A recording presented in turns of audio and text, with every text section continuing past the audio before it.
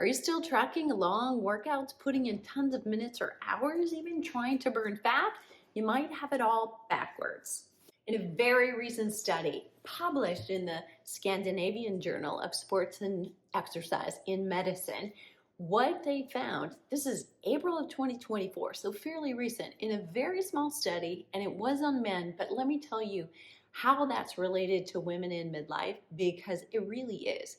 But what they found, here's the punchline, that intermittent exercise throughout the day is actually more effective than a single long walk. So we're talking 30 or 45-minute walk. Most of us would think this is a really good thing to do. If I can do that, that must be better than, say, a short 10-minute walk here and there and just trying to fit it in.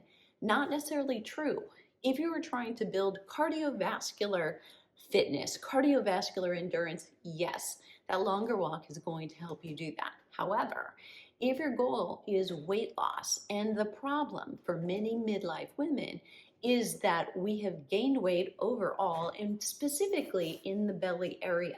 Belly fat, or visceral belly fat, is very common in midlife. When estrogen comes down, cortisol rises, and cortisol and insulin are very related, and we call them belly fat bullies because this is where they deposit it. But in the study, 10 air squats, just air squats, meaning it's just you sitting down, standing up, as if you were going to sit down at dinner or sit down on the couch. Instead of just sitting down, you sit down 10 times and get back up again. That alone, done every 45 minutes throughout the day, was more effective in controlling blood sugar levels than was a single walk, say in the morning or afternoon or evening, didn't matter when it happened. Here's why that would be true. And let me go back to one thing. So usually I'm going to tell you, if a study was done on young athletic men, we're nothing like that. Midlife women don't have the same hormones. Number one, yeah, photobombing. Don't have the same hormones we did when we were 25 or 30. So we're very different than that even, but certainly very different than a young athletic male. And many of the studies are done. So I would say we've got to potentially throw that out. If it works for them, it's not necessarily going to work for us. But when we were talking about older men that are overweight and obese, what happens in that case? When you're overweight and obese, you also develop insulin resistance. So midlife women, we can look at and say, we can extrapolate that also applies to us. Now, with every scientific study that you see, you read, you hear about, you have to be asking and vetting that.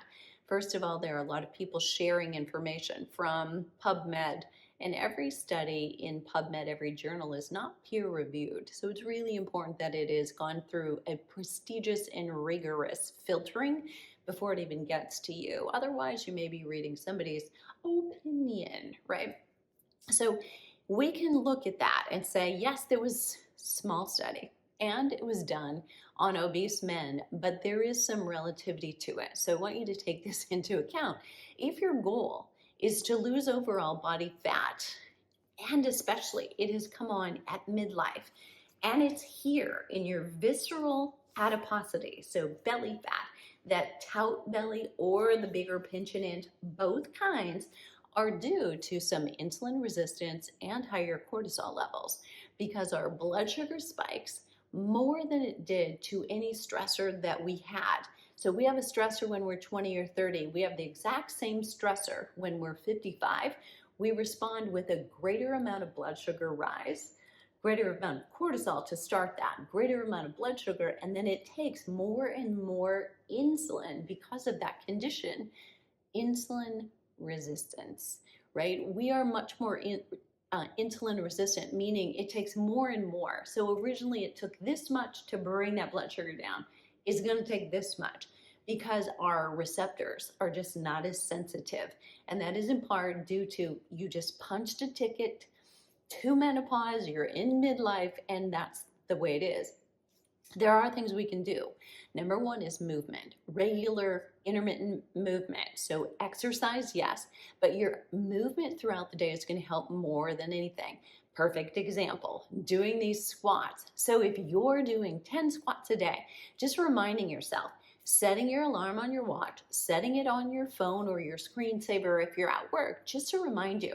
Or 10 air squats probably takes less than 10 seconds for you to do. Every time you get up, if you just think about it, get up and down 10 times and you'll be there. So if you have to take a bathroom break, you've got to go to a meeting, do this first, and you will be automatically there. But take a look at it. If you happen to use a continuous blood glucose monitor, I don't have one on now, but I do this frequently throughout the year. I'll do it 3 or 4 times for about a month to look at what are my habits now and based on my hormones right now. So I'm post-menopause, but it's still always a dance with our stressors, our life situation, and getting the right cocktail done, in my case, for hormone replacement therapy. If you don't do HRT, you still may be fluctuating somewhat because we still provide ourselves enough testosterone, and it may go up or down depending on your exercise habits, your sleep habits, your consumption of protein.